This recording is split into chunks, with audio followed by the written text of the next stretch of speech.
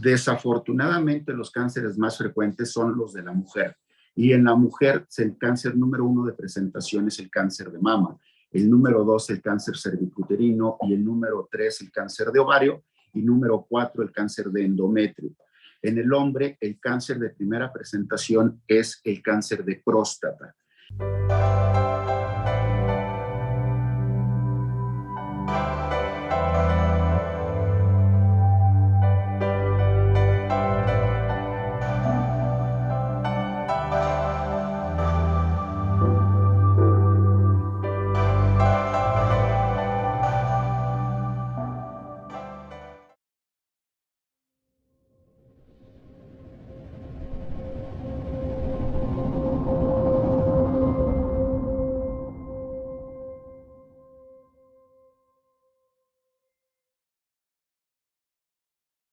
Hola, ¿qué tal? Muy buenas noches. Mi nombre es Patricia Gutiérrez Rodríguez y soy reportera de la Jornada de Oriente. Bienvenidos a este espacio que realizamos para las redes sociales de este periódico denominado este espacio Las Reporteras. Y en esta noche me da mucho gusto darle la bienvenida al doctor Miguel de Jesús Salazar Ramírez, quien es jefe del Servicio de Oncología Quirúrgica de la Unidad Médica de Alta Especialidad, Hospital de Especialidades del Instituto Mexicano del Seguro Social. Doctor, bienvenido a este programa. Muy buena noche. Hola, buenas noches. Es un gusto poder estar con ustedes y poder compartir algo de lo que tenemos. Muchísimas gracias, doctor. Y bueno, vamos a hablar con usted del Día Mundial contra el Cáncer. Desde el año 2010, la Organización Mundial de la Salud, el Centro Internacional de Investigación sobre el Cáncer y la Unión Internacional contra el Cáncer establecieron el 4 de febrero precisamente como este día, pues contra la lucha contra este padecimiento que afecta a millones de personas en el mundo. Pero a mí me gustaría empezar con usted como especialista que nos explicara pues lo más básico. ¿Qué es el cáncer? Bien, el cáncer es una célula que ha virado o se ha modificado en la información genética y se produce de una célula normal a una célula anormal, que es el cáncer. Este cambio celular se puede dar o presentar por el medio ambiente, por las hormonas, por la herencia genética. Esto combinado hace que la información que produce una célula que transmite la información para poder hacer otra célula normal de nuestro cuerpo. ¿Qué quiere decir esto? Nuestro cuerpo, por ejemplo, la piel, se va descamando y tiene que seguir produciendo células. Estas células van a través de una información genética y se produce nuevamente una célula normal. Por el sol, esta información genética puede virar, cambiarse y se produce una célula anormal que pudiera ser el cáncer. En todo nuestro organismo donde tenemos células vivas, se producen las mitosis, que es producir otra célula para seguir regenerando todas nuestras células. Por algunos cambios, por ejemplo, el tabaquismo a nivel pulmonar, esas células que se van reproduciendo viran la información genética y se produce un cáncer broncogénico. Quiere decir que toda célula o todo nuestro organismo, cualquier parte de nuestro organismo, puede sufrir un cambio celular y puede producirse cáncer. Ahora, doctor, ¿cuáles son los tipos más frecuentes de cáncer pues, que actualmente están detectados?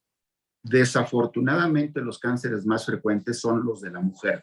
Y en la mujer, el cáncer número 1 de presentación es el cáncer de mama. El número 2, el cáncer cervicuterino. Y el número 3, el cáncer de ovario. Y número 4, el cáncer de endometrio. En el hombre, el cáncer de primera presentación es el cáncer de próstata.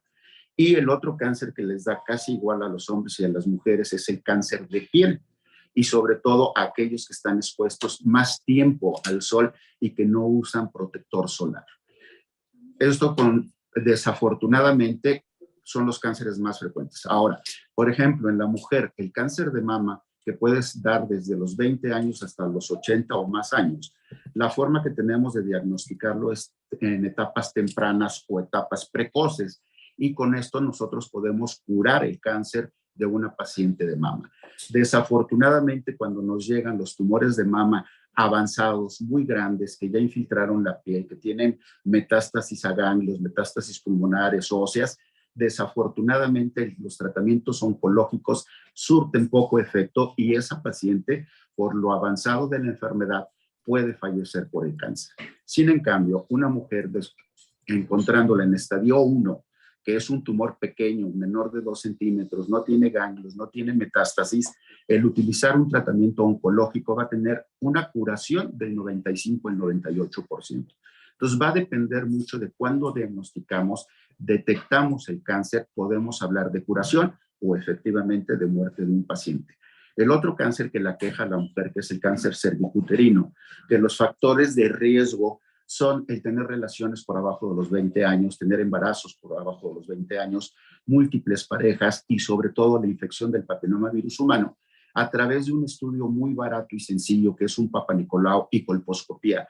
Nosotros podemos detectar antes de que sea cáncer lo que nosotros denominamos lesiones precancerígenas y podemos evitar y disminuir la posibilidad de que se presente un cáncer cervicuterino.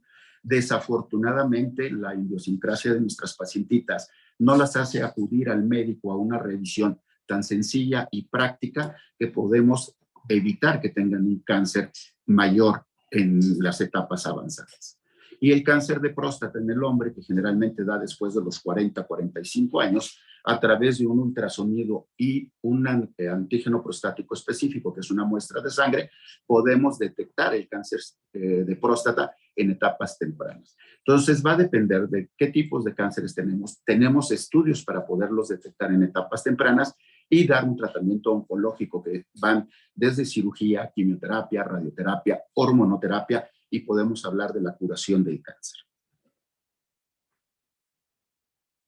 Doctor Miguel de Jesús Salazar Ramírez, ¿hay alguna forma de prevenir el cáncer? Bueno, fundamentalmente el cáncer es multifactorial y uno de los factores de riesgo, por ejemplo, es el tabaquismo. ¿Cómo vamos a disminuir el cáncer de lengua, de laringe, de pulmón o de piel? Pues no fumando. El otro es el tipo de alimentación chatarra con muchos conservadores, con ahumados, la sal. Todo esto son factores de riesgo para poder producir un cáncer de diferente tipo a diferente parte de nuestro organismo. El comer mucha grasa, alimentos de animal, esto puede provocar mayor riesgo en un cáncer de colon. Entonces, es multifactorial y lo que tenemos que hacer es mucho sedentarismo también.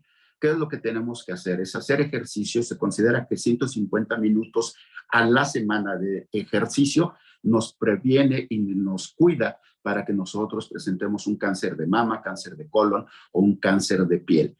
El tipo de alimentación, el no estar con contaminantes, por ejemplo, el smog, las fábricas, eso no, son contaminantes que entran a nuestros pulmones y nos afectan. Entonces es multifactorial. Lo otro, el tipo de hormonas que se consumen, que ya sean de tipo animal o tipo sintéticas, también pueden alterar y desarrollar un cáncer de mama.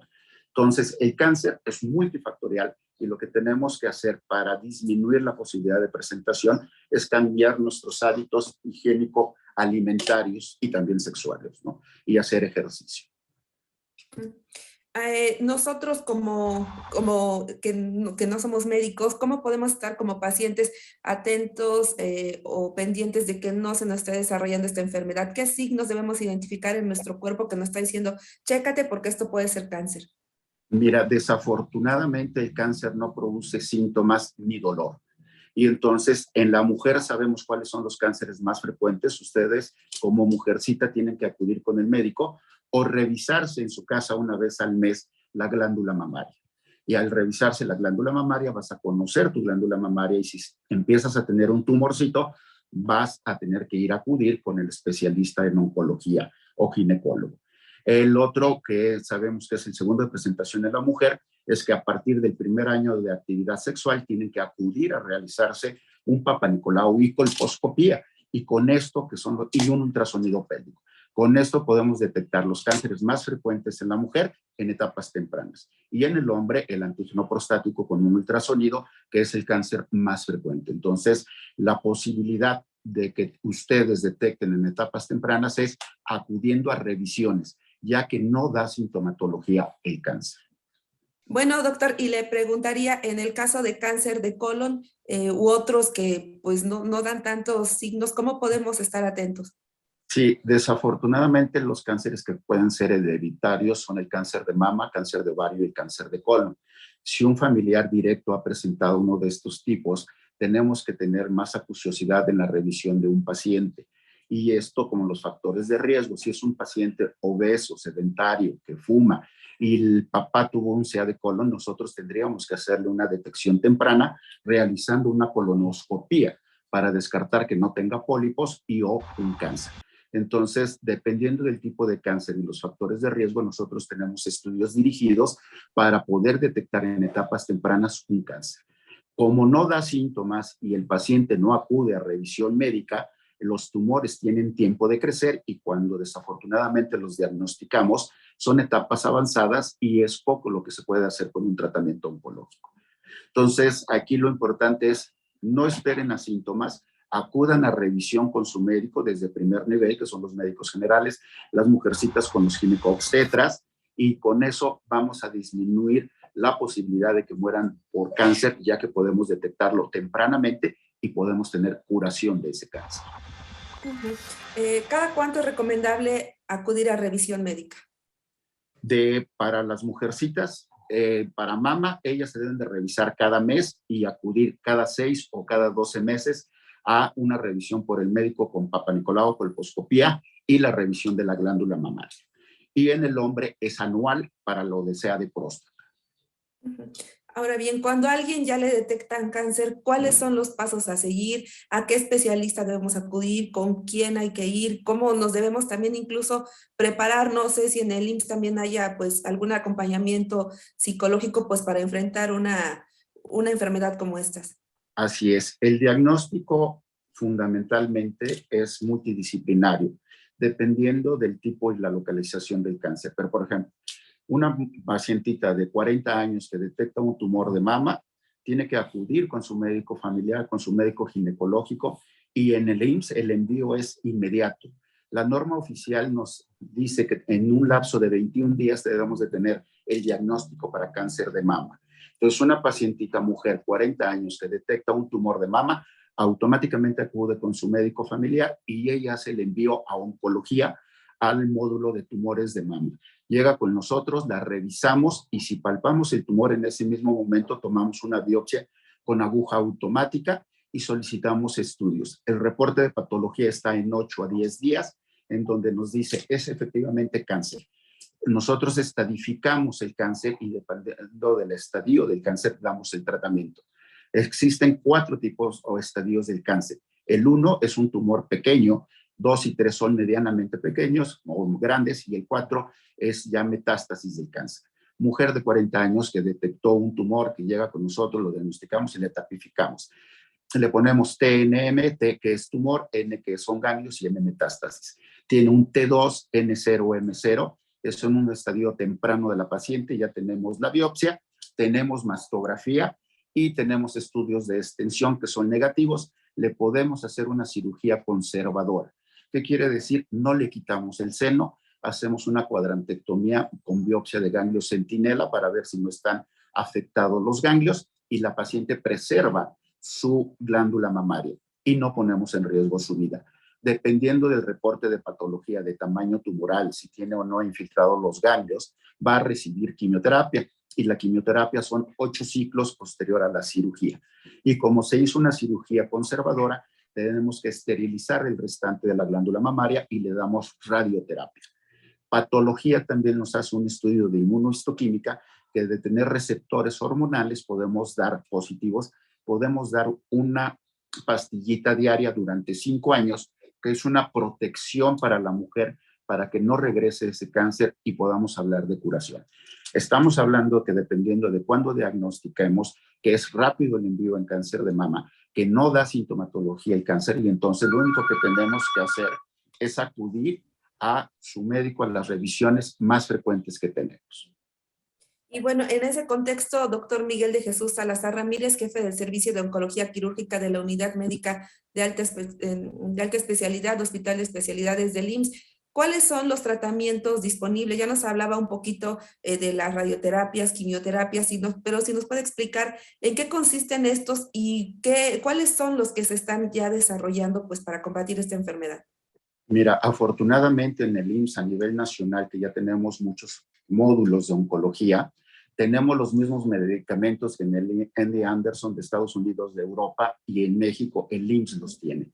La pieza angular de tratamiento de un tumor fundamentalmente siempre va a ser la cirugía, que pueda ser quirúrgico, y dependiendo va a recibir quimioterapia. La quimioterapia son medicamentos que se ponen por la vena y se dan cada 21 o 28 ciclos, y dependiendo del tipo de tumor son los medicamentos que tenemos, y los tenemos todos en el IMSS.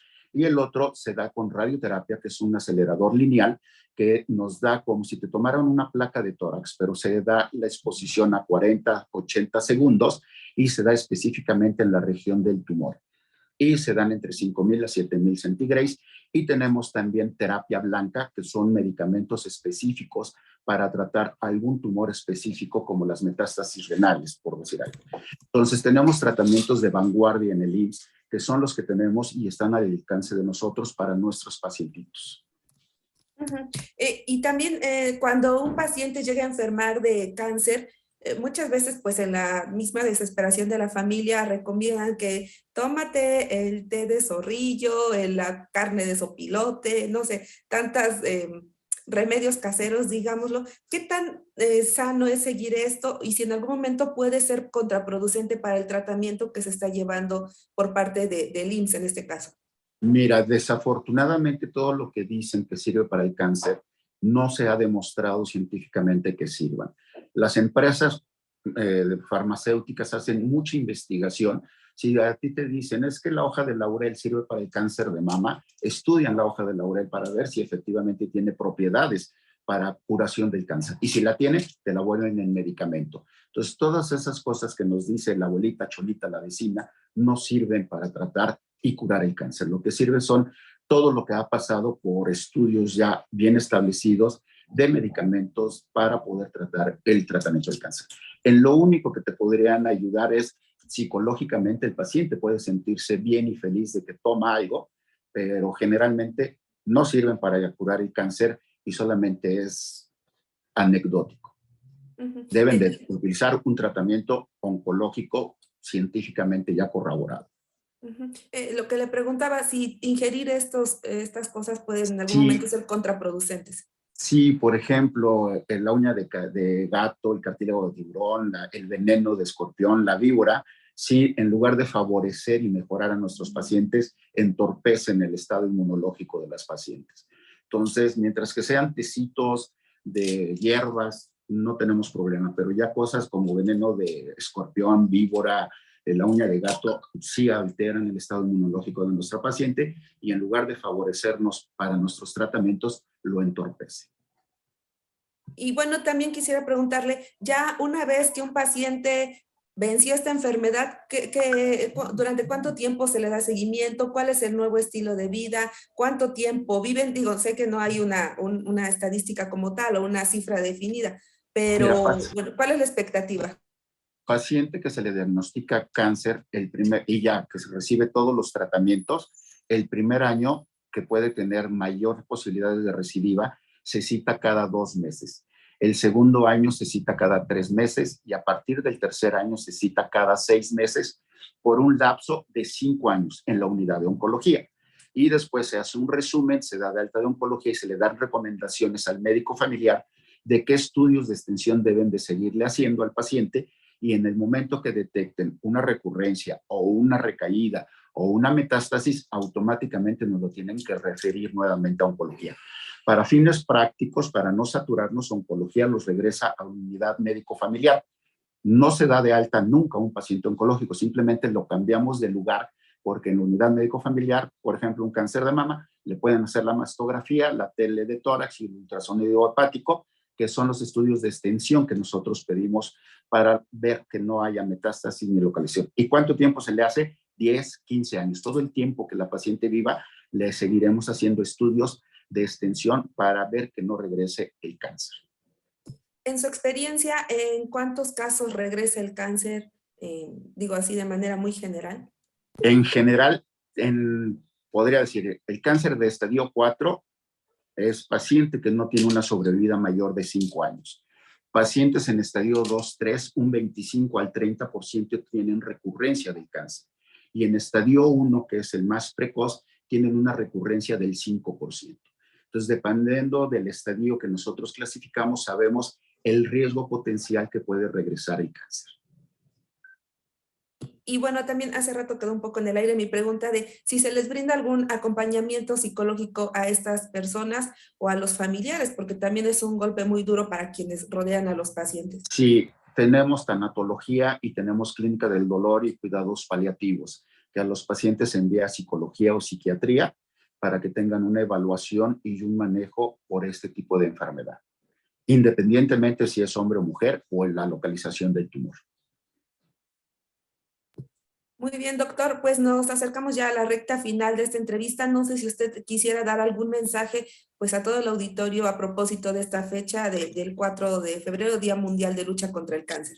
Pues bueno, qué bueno que tenemos un día, pero realmente la lucha contra el cáncer son los 365 días. Y en base a eso lo que tenemos que hacer es ir a frecuentar a nuestra detección oportuna de cáncer. El IMSS tiene las clínicas más grandes, la 1, la 2, la 6, la 12, tienen mastógrafo digital para que a partir de los 40 años las pacientitas mujeres se vayan a hacer su mastografía. En todas sus clínicas hay PreveIMSS en donde se hace Papa Nicolau y colposcopía en algunas clínicas grandes, o si no, ginecología. Y el hombre a partir de los 45 años acudir para que le soliciten su ultrasonido prostático y su antígeno prostático específico o ultrasonido. Entonces, el cáncer no da sintomatología, lo único que tenemos que hacer es detectarlo en etapas tempranas y cambiar nuestros hábitos higiénico-dietéticos para disminuir la posibilidad de presentación de un cáncer. Doctor, si usted pudiera y si está en condiciones de hacerlo en este momento, ¿cuáles serían los alimentos así que usted de plano eliminaría de una dieta, tomando en cuenta el riesgo de que nos desarrollen un cáncer, que contribuyan a? Los grasosos, los condimentados, los sintéticos y todo eso es lo que nos produce, y el tabaco. Sobre todo eso. Muy bien, doctor. Bueno, pues por mi parte sería todo. No sé si quiere agregar algo más. No, muchísimas gracias. Buenas noches a todos.